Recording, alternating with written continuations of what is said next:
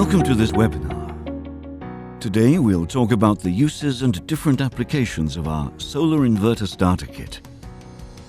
The Solar Inverter Starter Kit is a handy tool that allows you to start up a string inverter without solar panels. Thanks to our Starter Kit, you're able to set up an inverter even before the installation is completed, or if the installation is not finished before dark. In addition, it's also possible to run a diagnostic quickly and correctly, for example, in the event of an insulation fault.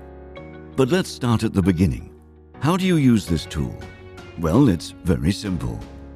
First, we check the minimum input and startup voltage of the solar inverter. Using the adjustment screw on the back, we set the starter kit in such a way that the output voltage remains within these values. Then we connect the starter kit to the DC input of the inverter. If necessary, an adapter plug can be used in the event the inverter is not equipped with the standard MC4 connectors.